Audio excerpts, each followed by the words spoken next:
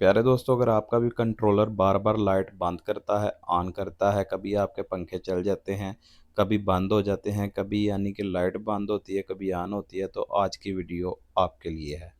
मेरा नाम है ज़ुएब ना, अगर आप देख रहे हैं मेरा चैनल टीज़ेड इलेक्ट्रिक प्लम्बिंग। बहुत सारे दोस्तों को ये मसला देखने को मिलता है कि जब भी वो सोलर लगवाते हैं या खुद इंस्टॉलेशन करते हैं, तो बाद में थोड़ी देर बाद सिस्टम चलने के बाद ये मसला उनको देखने को मिलता है कि ये लाइट खुद ब खुद बंद हो जाती है, खुद ब खुद कभी चलती है। यानी कि आपका पीडब्ल्यूएम कंट्रोलर जो है वो आउटपुट नहीं देता। ऊपर से इनपुट तो बिल्कुल ठीक आ रही होती है, आप एम्पेयर मीटर के साथ चेक भी करते हैं, जैसा कि इसके ऊपर शो भी हो रही है कि ऊपर से जो वोल्ट हैं वो बिल्कुल ठीक आ रहे हैं, लेकिन जैसे ही आगे हम आउटपुट चलाते हैं तो कभी हमारी लाइट बंद होती है, कभी ऑन होती है। तो दोस्तों, ये मसला जो होता है ना, ये 3 वजूहात की वजह से होता है। सबसे पहली जो वजूहात होती है ना, वो ये होती है कि इस कंट्रोलर के ऊपर 2 प्लेटें जो होती हैं ना, वो काम नहीं करती। एक ही प्लेट के कनेक्शन आप जो है ना वो सीधे-सीधे लगाएँगे तो ये प्लेट काम करेगी।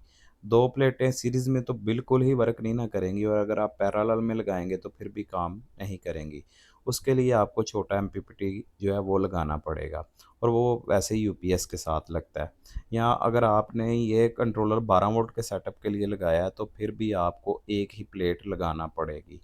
तो उसके अलावा दूसरा मसला जो आता है वो इसलिए आता है कि जो है ना, कंट्रोलर आपका जो है वो ख़राब हो सकता है। और तीसरा मसला जो आता है वो इसलिए आता है कि आपके कंट्रोलर की सेटिंग जो है ना वो ना हुई हो। ज़्यादातर इन कंट्रोलर की सेटिंग हुई होती है, लेकिन इसमें कुछ मॉडल आते हैं कि जिनकी सेटिंग जो है वो यूनिवर्सल में की जाती है। तो जैसे मैं इस कंट्रोलर की एक वायर उतारता हूँ ना, मैंने उतार के चेक किया, एक वायर जैसे रिमूव की तो उसके बाद बल्ब जो है वो रोशन हो गया, और हमने 15 मिनट तक उसे चला के चेक किया, वो बिल्कुल ठीक चलता रहा। तो मैंने सोचा एक वीडियो ही अपने दोस्तों के लिए बना दूँ, ताकि जिन लोगों को ये मसला पेश आता है उनका हल हो सके। मुझे इस चीज़ का पता था, लेकिन मैंने वीडियो बनाने के लिए, अपने दोस्तों के साथ शेयर करने के लिए जो है ना, इसे 15 मिनट तक उतारे रखा और फिर मैंने चेक भी किया, ठीक है।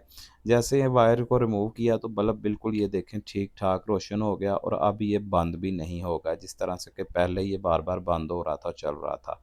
फिर हम छत पे गए, छत पे जाने के बाद इनके 2 पैनल लगे हुए थे। एक पैनल की वायर जो है ना, तारें हमने उतार दी, जो कनेक्शन थे वो पैरेलल में हुए थे, लेकिन हमने वो भी उतार दिए। उतारने के बाद ये देखें, हमने नीचे वाली जो प्लेट लगी हुई है, सिर्फ़ उसकी जो है ना 2 तारें हमने सीधी-सीधी लेनी है।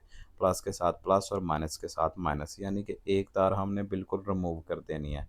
रिमूव करने के बाद दोस्तों, नीचे जाके कंट्रोलर में जैसे मैंने तारें लगाई, तो मेरा जो है ना वो मसला जो आ रहा था वो बिल्कुल ख़त्म हो गया। ठीक है? तो इस तरीके के साथ आप भी अपना मसला खुद हल कर सकते हैं। इसमें कोई रॉकेट साइंस वाली बात नहीं है। तो उम्मीद करता हूँ आपको आज की ये वीडियो पसंद आई होगी। तो कमेंट सेक्शन में अपनी राय का इज़हार करना मत भूलिएगा। अगर मेरे चैनल पर नए हैं तो चैनल को सब्सक्राइब कर लें, क्योंकि मैं बहुत सारी ऐसी वीडियोज़ अपने दोस्तों के लिए बनाता रहता हूँ। तो दोस्तों, ये देखें, आके हमने कनेक्शन किए हैं, तो अब बल्ब जो है वो बिल्कुल रोशन है, यानी कि बंद नहीं हो रहा। पहले ये बार-बार ऑन होता था, बंद होता था। अब हमने तकरीबन 1 घंटा बैठ के जो है ना इनकी लाइट चेक की है, ये बंद बिल्कुल कंट्रोलर नहीं हुआ। इस कंट्रोलर ने पहले इनको बहुत ज़्यादा तंग किया हुआ था, और अब भाईजान बहुत ज़्यादा खुश हैं। बैटरी इसके साथ जो लगी हुई है, ये देखें आप लोगों के सामने है, ठीक है? ओसाका की ये बैटरी लगी हुई है, और अच्छे तरीके से अब ये चार्ज भी कर रहा है, और लाइट भी बंद नहीं हुई।